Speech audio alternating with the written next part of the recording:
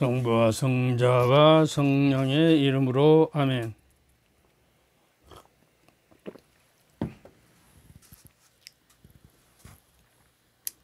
오늘 이 시간 우리의 가장 기본적인 삼위일체 도리에 대해서, 그 신비에 대해서 우리가 끝까지 도착을 하지 못하지만 우리가 믿음으로써 그걸 받아들이고, 우리가 이해하기 때문에 믿는 것이 아니라 믿기 때문에 이해되어져서 내 믿음으로 그걸 수용하고 받아들여서 구체적으로 신앙적인 삶에 그걸 재현함으로써 우리가 삼일체이신 하느님께 도달할 수 있도록 우리에게 은총을 주시고, 성령의 힘으로 말미암아 이 거룩한 신비에 조금이나마 우리가 알아듣도록 해야겠습니다. 성부와 성자와 성령의 이름으로 아멘. 지난 시간에 이제 그 성령에 대해서 이야기하면서, 자동차가 시동을 걸어서 가기 위해서는 그 예만 들어놓고 그것을 어떤 것을 비유한다고 말씀을 안 드렸어요. 키가 있어야 하고 기름이 채워져야 하고, 무엇보다도 배터리에 충전이 되어야 이제 키를 돌리며 누르더니 돌리면 하여튼 그 스파크 현상이 일어나서 그 기름이 분사되고 스파크가 일어나서 이렇게 불꽃이 튀어오르면 압박과 수축을 위해서 그 시린더가 작동해서 비로소 자동차가 가게 되는 것이다 하는 비유였는데, 여기서 키는 세 가지 요소 중에서 자동차 키는 기도를 의미한다고 저는 생각해요. 제가 그 만들어낸 비유인데, 하여튼 스파크가 일어나잖아요. 그러면 기름은 은총이고, 예수 그리스도의 은총이고, 그 성령은 배터리라고 생각하면 됩니다. 그러니까 우리 신앙생활에 기도가 빠져버리면 시동도 걸 수자체 없고, 기름이라고 하는 그리스도의 은총이 우리 안에 충만해야 하고, 배터리라고 하는 성령 충만이 우리 안에 충만되어 있어야 작동을 해서 우리 신앙생활이 실질적으로 활성화되고 생명력을 가지고 일상 안에서 굳건하게 믿음으로 살아갈 수 있다는 것을 이야기하고 싶었던 거예요. 그래서 우리 교회가, 신자단체인 교회가 과연 성령이 충만하게 내재되어 있어서 그 성령의 힘으로 교회라고 하는 육신의 공동체에 성령이라는 영이, 하나님의 영이 부어져서 그 성령의 인도를 따라서 끊임없이 우리 교회가, 또 우리 신앙의 각자의 삶이 성령이라는 배터리에 의해서 역동적으로 일어날 수 있도록. 그렇게 지난번에 그 성령을 그 다이나마이트, 노벨이 다이나마이트를 이름 지을 때 성령을 따라서 지은 거예요. 그 하나님의 성령의 위력과 그 폭발력과 저기에는 다른 어떤 것도 추종하지 못하니까 그 성령의 이름을 디나미쿠스, 그러면 이제 그 역동적이고 그 성령의 활동과 그 역동적인 것을 표현하고 있거든요. 그래서 무엇보다도 우리가 이제 삼위일체는 신비이기 때문에 우리가 믿음으로 받아들이라고. 그 믿음은 우리가 이제 미사 드리기 전에 시작할 때 성부하고 그 다음에 뭐래요? 우리 주 예수의 은총과 하나님의 사랑과 성령의 친교가 여러분 모두 함께, 그럼 사제의 영과 함께 이렇게 이야기하잖아요. 그리고 이거는 고린도후서 13장 13절의 말씀이거든요. 그래서 그 삼위일체를 이야기할 때 처음에 성부는 창조 사업을 하시고 성자는 뭐죠? 그 구원 사업을 하셔. 그래서 은총을 베푸시고 또 성령은 성화 사업, 거룩하게 하시는 삶을 살도록 해서 성부는 사랑이시고, 근데 삼위일체를 우리가 하느님은 사랑이시다는 전제 아래서 그걸 해석하면 아주 쉽습니다.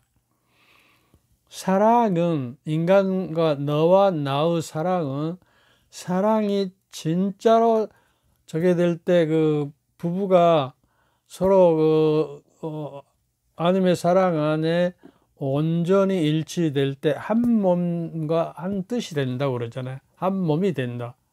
너와 내가 없어져 버리는 단계. 그래서 나를 너한테 다 정의하고 너도 나한테 다 정의해버려서 나는 없어지고 너와 나인 사랑만 남는 단계가 이제 소위 아카페적인 사랑, 그 하나님의 진짜 그 사랑, 모라적이고 희생적이고 그 자기를 온전히 내어주는 사랑을 말하는 것이죠.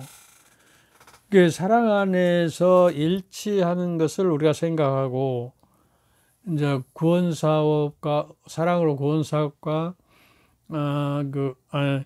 사랑이신 하나님의 창조 사업과 세상을 사랑하시, 그 요한복음 3장 10절에 그러잖아요. 하나님은 세상을 너무나 사랑한 나머지 자기 애아들을 보내주셔서 그를 믿는 사람은 누구나 멸망하지 않고 영원한 생명을 얻는다 그랬죠. 그러한 사랑으로 세상을 창조하시는 사랑의 결과예요. 그리고 이제 그 태초에 만든 인간이 원죄로 말미암아서 완전히 하나님의 모상을 상실해 버리고 죄에 빠져서 하나님과의 관계가 완전히 없어져 버리는 거예요. 창조라고 하는 것은 조화 질서예요. 그 창세기 보면 하나님의 영이 물 위에 시면 위에 감돌고 있었다 그러죠. 그게 하느님의 영이신 성령, 수음과 뭐 바람, 영, 뭐 이렇게 넋이라고도 이야기하는데, 그분의 그 사랑이 실질적으로 역동적으로 저기 하는 게 영이시거든요, 성령이시거든요. 그리고 사람을 진흙으로 빚었다고 할 때 흙만 가지고 빚을 수가 없잖아요. 그 성령은 물이라고, 생명수라고, 하느님은 그 생명수의 원천이시고 성령은 물과 피로 그 불로, 이렇게 물과 불로 표현된다고 지난번에 이야기했잖아요. 불꽃 모양으로 오순절 때 사도들에게 머물렀다. 그러니까 이제 불꽃이라고 하는 그 열정과 에너지, 다이내믹 하는 그 열정과 저기를 말하는 것이고, 그 다음에 이제 물은 흙을 그 반죽해서 사람 모상을 만들 때 물이 반죽이 들어가야 하듯이, 그러니까 성령 하나님의 그 영을 그 만들어 놓은 코에다 숨을 불어 넣으셨다 이렇게 되잖아요. 근데 불어 넣으심으로써 이제 그 물과 불인 심장과 같은 사랑이 이제 작동하기 한 거예요. 그곳에 그 인체에 물이 70% 이상이라고 그러잖아요. 그리고 뇌는 뇌하 수체라고 하는 물이 85%래요. 그래서 그 물이 이제 그 뇌를 활성화시키고 스며들어서 그 원활하게 이제 그 나트륨하고 소금기와 칼륨이 있어서 이것이 전이작용을 통해서 스파크를 일으키기 위해서 이게 뇌파가 움직이도록 되어 있다고 그래요. 그래서 그 85%의 물이 이제 써먹고 이걸 노폐물로 이제 내보내야 하는데 어디로 보낸지를 몰랐답니다. 지난번에도 이야기했나요? 그런데 한국 과학자들이 발견을 했는데 그게 이제 노폐물이 이 턱 밑에 그 뭡니까? 림프선을 통해서 그것이 배출된다고 그래요. 그래서 치매에 안 걸리려면 적당한 소금을 먹어야 하고 또 칼륨분이 있어서 소금은 삼투작용을 해서 물을 빨아 올리면 칼륨이 그것을 받아서 이제 전기작용과 이렇게 순환작용을 하게 되고요. 그 노폐물은 이 밑에 턱에 있는 림프관을 통해서 이제 배출돼서 밖으로 나간다고 그럽니다. 이제 신장을 통해서 이렇게 나가겠죠.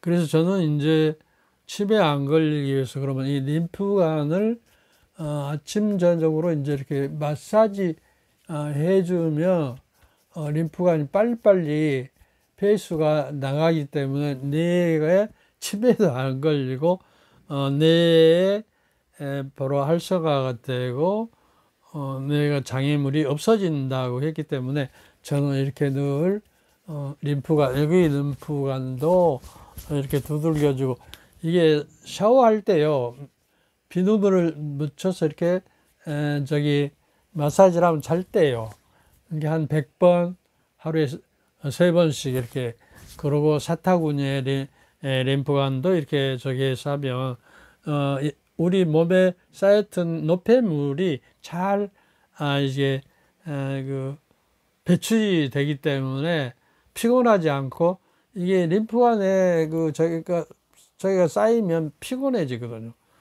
그래서 그 내 나름대로 그렇게 하고 있어요. 그러니까 이제 아까 다시 원점으로 돌아가서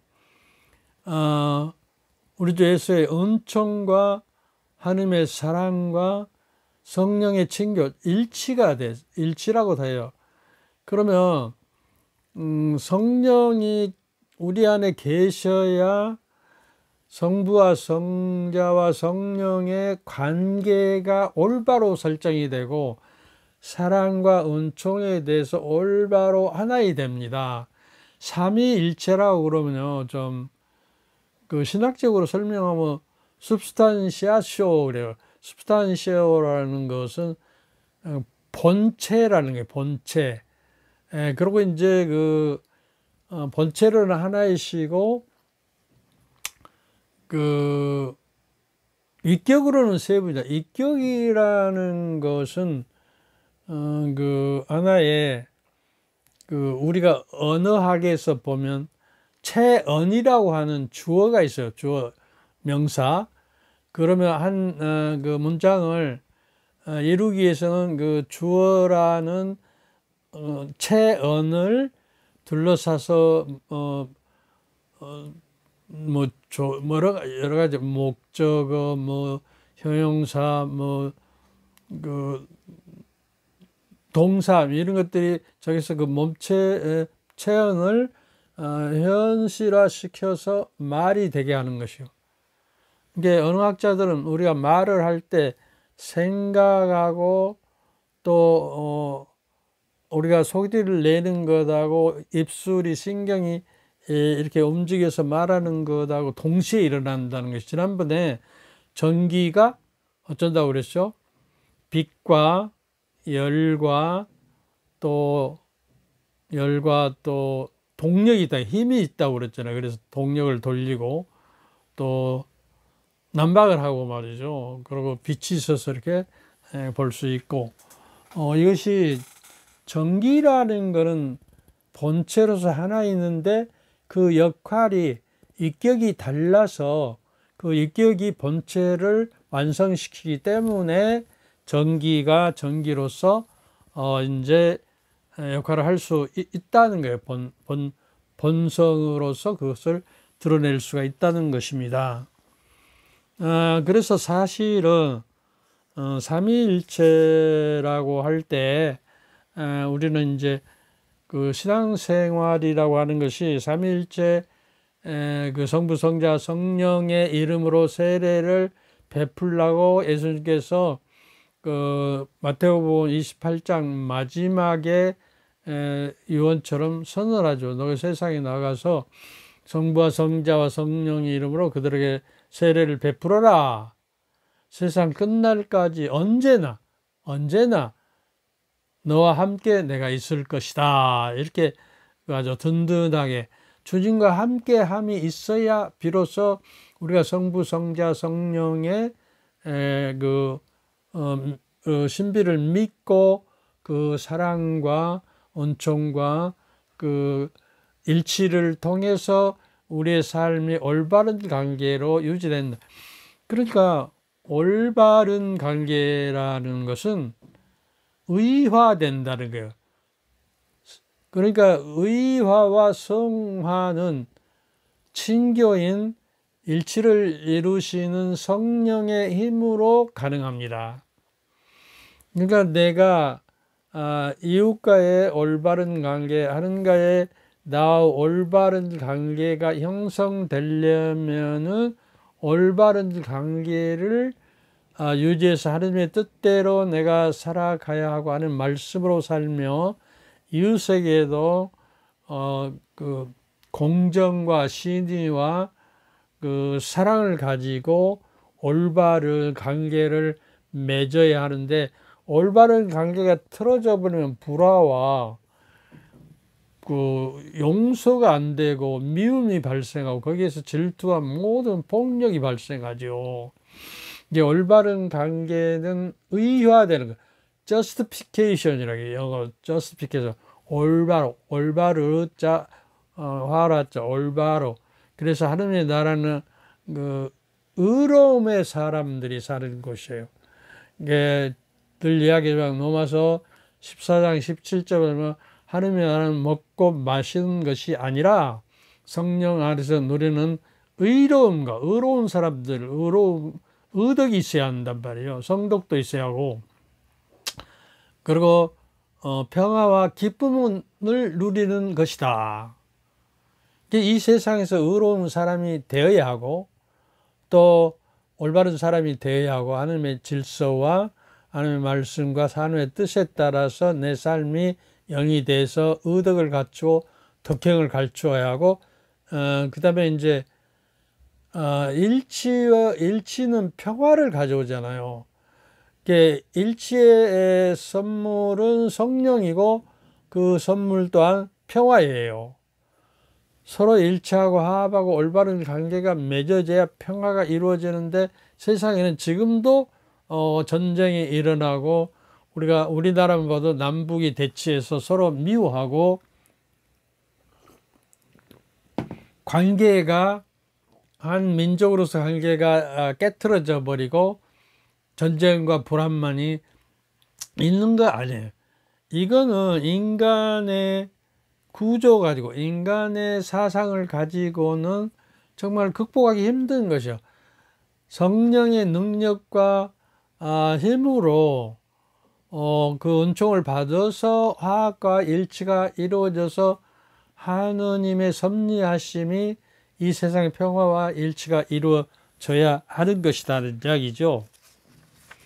그래서 이제 조금 더 들어가서 그 관계에 대해서 좀 이야기하고,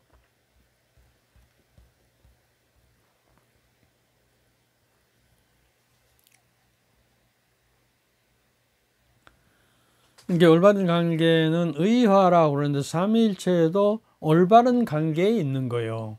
성부, 성자, 성령이 절대자이기 때문에 여러분 생각해 보세요. 우리 인간은 유한한 존재고 상대적인 존재예요. 너라는 상대가 따로 존재하고 나라는 존재가 따로 존재해요. 그러고 단독자예요. 너도 단독자, 나도 단독자. 인간은 이 세상에 사실은 그 페르소나로 가는 인격은 유일한 거요. 이 세상 창조 이래 종말까지 나라고 하는 인격은 유일무이해요. 더 이상 없어요. 나는 복제 인간을 만들어도 아마 그 유일성은 될 것 같아요. 왜냐 그러면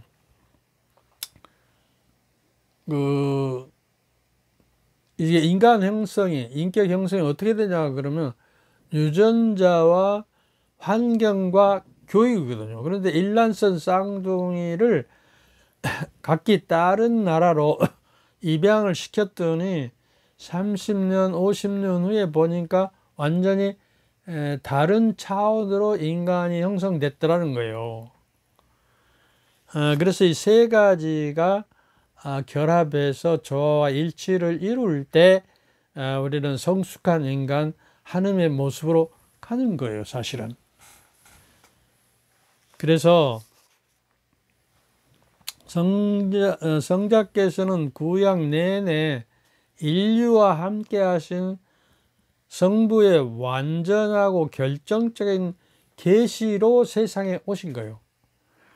그러니까 구약에서는 예언자들을 통해서 계시를, 당신의 뜻을 열어 보였지만 신약에 와서는 계시 자체이신, 하느님 자체이신 계시 자체가 세상에 와버려요. 그러니까 하느님의 그 신비와 하느님의 도리를 완전히 주님을 통해서 다 밝혀져 버려요. 그러니까 예수님께서 세상에 오셔서 뭐라고 그러죠? 이제는 너희가 내 종이라 부르지 않고 벗이라고 부른다. 근데 부활하신 후에는 그 형제라고 부릅니다. 형제들이 내가 부활한 후에 갈릴리라고 갈 테니까 거기서 만나자고 해라 그러거든요. 그러니까 주님과 형제가 되고 벗이 되었다는 것은 무슨 의미냐? 어때서 그렇게 되는 거냐? 예수님께서 이렇게 해설합니다. 아버지께서 모든 진리와 저기를 다 나에게 가르쳐서 내가 들어서 그것을 너희들에게 다 말해줬으니 하느님을 정말 너희가 진실로 알게 되었으니 너희들은 나와 친구에게는 어떠한 비밀도 아버지에게 어머니에게도 못하는 말도 또 그 부부지간에 하는 하지 못하는 말도 이게 털어놓고 자기를 내보이고 이렇게 이야기하잖아요. 그러니까 그리스도의 친구와 형제가 되기 위해서는 하느님을 알아야 하는 거예요. 사랑은 서로 아는 거예요. 알지 못하고 너와 내가 사랑하면 그 하나의 형식적인 사랑이지 사랑이 아니에요. 근데 인간도 영혼을 가지고 있어서 신비하거든요, 인간. 그러니까 아무리 사랑해도 부부지간에도 그 속을 다 들여다보지 못하잖아요. 그래서 온전히 우리가 상대를 안 만큼 사랑하는 거예요. 내가 이제 장님이 코끼리를 만지고 등짝을 만지면 코끼리는 벽처럼 생겼는데 아니 다리를 만지고 아니야 기둥처럼 생겼어. 꼬리를 만지고 벨같이 생겼어. 뭐 이렇게 그 또 코를 만지고 뭐 이렇게 나팔까지 생겼어. 이렇게 착각을 하잖아요. 그러니까 하느님을 잘못 알고 무지에서 착각해서 살면 하느님을 사랑할 수가 없는 거예요. 요한복음 17장 3절에서는 여러분은 오직 한 분이신 참 하느님을 알고 영원한 생명이라는 것은 오직 한 분이신 참 하느님을 알고 하느님께서 보내신 예수 그리스도를 아는 것이 영원한 생명에 이르는 것이다 그래요. 그래 하나님을 사랑할 수 있는 조건을 갖춰야 되는데 우리는 너무 모른다 그런 거예요. 예수님께서 사실은 우리가 교리 시간 6개월 1년 해가지고 세례를 받잖아요. 그러니까 교리라는 것은 말이에요, 사변적인 학문이요. 신학도 인간의 이성적인 사변적인 학문이에요. 도그마라고 하는 것도, 교회 신학도. 예수님께서는 하나님의 때가 다 돼 하나님의 나라가 왔다 회개하고 복음을 믿어라, 그리고 복음을 선포하여라 그랬지, 신학과 교리를 물론 인간이 하나님의 복음에 가까이 가기 위해서 복음을 직접 가르치면 어려우니까 인간적인 방법으로 인간은 어떤 애화를 통해서 이성의 빛으로 이제 엮어놓은 것이 복음에 따라서 정신에 엮어놓은 것이 교리이지만, 교리로 구원받는 거 아니에요. 물론 그걸로서 하느님을 알게 되고 또 복음의 정신을 우리가 알아듣고, 지난번에 그랬잖아요. 그리스도인의 신앙이라는 건 복음을 믿어라. 그러니까 내 신앙생활의 삶 전체가 어떻게 된다 그랬죠? 복음이 돼야 한다는 거예요. 내 신앙 전체가 성경 말씀이 되어버려서 내 삶이 살아가면 사람들이 보고 나를 성경을 읽듯이 하나님의 뜻을 읽고 저 사람이야말로 참으로 그리스도인이구나, 그렇게 말할 수 있도록 하나님의 모상을 담기 위해서는 하나님의 뜻인 하나님의 말씀을 우리가 온전히 충만되게 내 안에 살아 움직이고, 하나님의 말씀은 힘이 있고 영적인 힘이 있어서 내면화될 때에 내가 말하고 행동하고 생각하고 하는 모든 것들이 복음의 정신으로 우리가 생각과 말과 행위를 하게 될 때에 이제 그리스도와 되고 그리스도를 닮아가는 것이요. 그리고 결국에 아우스틴 성인이 말씀하셨대, 인간을 하나님께서 당신 자녀로 부르신 거는 어떤 것이냐? 자녀가 되고 세례를 받음으로써 새 사람이 되고 거듭나게 했는데, 이게 또 성령의 작용이에요. 성령의 능력으로. 그래서 성령의 궁전이 돼서 내가 거룩한 사람이 비로소 되어가는 거예요. 그래서 아우스틴 성인은 하느님이 인간이 돼서 사람이 되었으니까, 예수님은 당신 자신을 인자라고 그래, 사람은 아들이라고 그래. 사람이 되었으니까 우리가 사람인 그리스도를 통해서, 그리스도의 신성을 통해서 하느님화 된다, 신격화 된다는 거예요. 신이 되어 간다는 거예요. 그러기 위해서는 내가 신격화 되기 위해서는 그리스도를 알아야 하고 하느님을 알아야 거기에 도달하고 내가 그 모습을 닮아가고 주님의 길을 따라가서 하나님의 뜻을 온전히 내가 실천하게 된다는 거예요. 정말로 우리 전주교 신자들이 답답해요. 이제 늙어가서 죽을 날이 얼마 없으니까 너무나 가련해요. 왜냐 그러면 팬데믹 코로나 이후에 2023년 전주교 신자 통계에 보니까 평균 미사 참여자율이 지난 시간에도 이야기했죠. 13.5%예요. 그러니까 87%는 성당에 안 나오는 거예요. 미사에 안 나오는 거죠. 미사는 구원을 보증하는 성사예요. 구원을 보증 증서를 받는 거예요.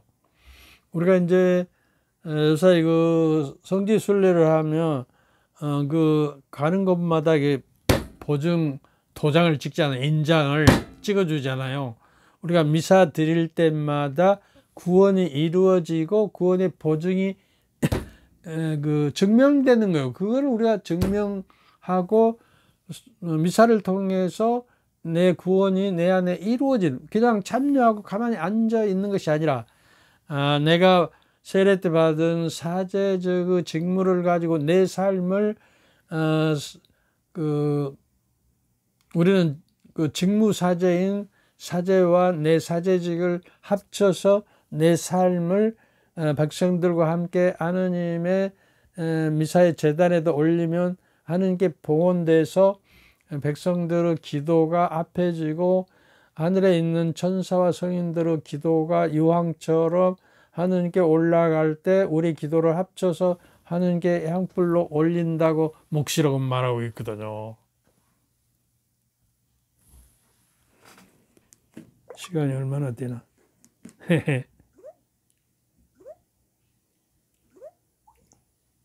한 4분 남았는데, 그래서 이제 하느님과 우리가 하느님의 모상으로 닮아졌다고 하는 거는 아까 유일성이라고 그랬잖아요. 나는 단독자라. 세상에서 나 같은 사람은 세상 창조부터 종말 때까지 한 사람도 없을 것이다. 이게 유일하고, 그래서 부처님이 뭐 태어나서 일가를 했다고 그러죠. 천상천하의 유아독존. 천상천하에 나는 유일하고 하나밖에 없는 독존, 단독자다. 그런 이야기예요. 그래서 인간은 단독자이기 때문에 홀로 가는 삶이기 때문에 사실은 부부지간에 같이 가고 친구와 더불어 간다 하더라도 이제 단독자이기 때문에 인간이 고독하고 애로운 거예요. 근데 그 애로움과 고독은 우리가 이제 사랑을 표시할 때 이렇게 하잖아요. 원이어야 하는데 원만한 이 하트를 그리는 건 이 조각이 있을 거 아니에요. 이걸 채우면 이 조각은 하느님께서 하늘나라에 준비해 뒀다가 하느님의 나라에 가면 딱 채워져서 원만하고 충만한 하느님의 나라를 느끼도록 한답니다. 그래서 이렇게 하는 거예요. 이렇게 하트 모양을 하는 거예요. 그래서 하느님은 절대자이고 우리는 유한한 자예요. 그래서 유한한 자는 상대가 있을 수밖에 없어요. 이웃이 어떤 피좀 하느님은 천지 만물을 창조하시고 절대자이신 한 분이시기 때문에 절대적 하나이기 때문에 상대가 없어요. 성부, 성자, 성령 상대가 아니에요. 절대 안에 하나의 우리가 그 신의 세계는 절대적인 세계고 그 무한한 세계이기 때문에 거기서 그 융합이 이루어져서 절대적인 하나로 되는 거예요. 삼위를 가지고 있다 해도 본체 안에 온전히 절대적인 하나, 상대가 아니에요. 너가 나고 내가 너가 완전히 융합돼서 절대 안에 하나가 되어버리는 현상이에요. 그러니까 하느님의 절대성 하나이신 분을 우리가 닮는 이유는 우리가 세상에서 단독자고 유일자라는 거예요. 아까 이야기했듯이. 그래서 이 유한하지만 유일성이라는 이 어떤 의미에서 그 무한성을 가지고 절대성을 가지고, 왜냐하면 세상에서는 그러면 이 유일성이 하느님의 절대적인 유일성과 닮았다는 거예요. 비슷하게. 그래서 인간이 하느님과의 너라고 당신이라고 그분이라고 부를 수 있는 상대지만 하느님의 나라에 가버리면 이 상대적이 없기 때문에 나도 절대적인 하나가 돼서 절대적인 하나이신 하느님께 융합돼서 이 상대가 아닌 절대로 변하는 영원한 생명에 이르게 된다. 말이 되죠? 알아듣겠어요? 네. 그래서 우리가 이제 그 가장 실천적으로 구체적으로 해야 하는 것은 무엇을 해야 하나? 관계 안에 사랑을 통해서 내가 하나님의 사랑에 도달해야 해요. 그러기 위해서는 하나님의 사랑에 도달하기 위해서는 예수 그리스도의 은총이 나에게 풍부히 내려져야 하고 성령이 충만돼서 성령의 힘으로 친교의 관계가 그리스도와 하나님의 사랑과 관계 안에 내가 그 큰 무한한 바다에 tum벙 빠지며 하나님의 나라의 영원한 생명을 우리가 갖게 된다. 그래서 무엇보다 삼일째 결정적인 신비를 우리가 실행하기 위해서는 마태복음 28장의 마지막 선언이 나오죠. 내가 세상 끝날까지 언제나요. 그냥이 아니라 언제나 지금도 내일도 영원히 너희와 함께 있겠다 하는 것을 내포하고 있습니다. 그래서 세상 끝날까지 함께 계시는 하나님을 지금 내 삶과 주변에서 구체적으로 체험되어서 그 체험을 통해서 삼일체 관계 안에 신비로 내가 빠져 들어가서 하나님의 절대성 안에 유한한 내 유일성이 하나님의 절대성과 합쳐서서 하나님의 사랑이라는 그 무한한 생명 안으로 흡수돼서 통합돼 갖고 하나님의 나라를 우리가 누린다. 그러니까 하나님의 나라는 너희들 가운데 있다 그러거든요. 지금 하나님의 나라는 이 세상에 임한 거예요. 그러니까 이 현실에서 구체적으로 체험을 통해서 하나님의 사랑이 전달돼야 하고 내가 남을 배려하고 나를 내어주고 서로 오픈 마인드 돼서 친교를 이루어져야 하는데 우리 사제단도 그렇게 친교가 없는 것 같아요. 일치가 안 이루어져요. 그럼 성령을 모시지 않았다는 거예요. 배터리가 없는 무용지물로 차가 되어버렸다는 이야기예요. 이것이 회복되지 않고는 시노달리 따스도 안 되리라고 생각돼요. 그러니까 열심히 여러분이 이 교황님의 뜻에 따라서 함께 손잡고 걸어가서 합의 공동체가 되어서 성령이 친교와 일치를 이루어서 구체적인 그 경험과 체험을 통해서 하나님의 사랑에 풍덩 내가 빠져서 하나님의 사랑 안에 그 헤엄칠 수 있도록 자유함을 갖도록 하는 것이 우리의 목표예요. 삼일체의 목표고. 아이고, 여기까지 하겠습니다. 내가 그 아침에 원고를 작성해서 컴퓨터에다 집어넣었는데 없어져 버렸어요. 그래서 그냥 원고 없이 거의 말씀하신 거예요.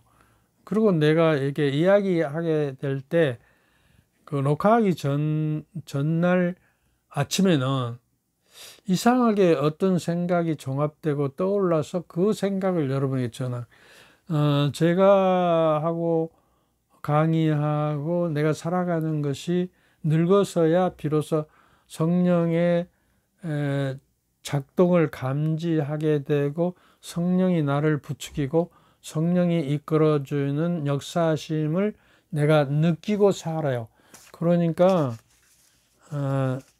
여러분은 어쩐지 몰라도 나에게는 내적인 기쁨이 흐르고 있어요. 내가 수녀원에 갔을 때 수녀님들이 그러더라고.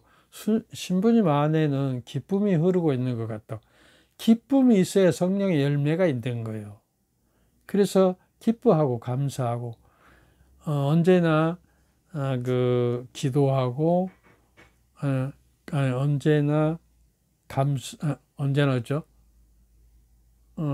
끊임없이 기도하고 모든 일에 감사합시다. 언제나 뭐라겠죠? 데살로니가전서 5장 16절 언제나 기뻐하십시오. 이렇게 돼 있는 것이. 여기까지 하겠습니다. 오늘 여러분에게 그 내용들을 깊이 곱씹어서 대내해 가지고 여러분 안에 성령 충만, 말씀 충만, 삼일체 충만의 사랑이 깃들기를 기원하면서 여러분 가족 모두에게 사제적 축복을 보냅니다.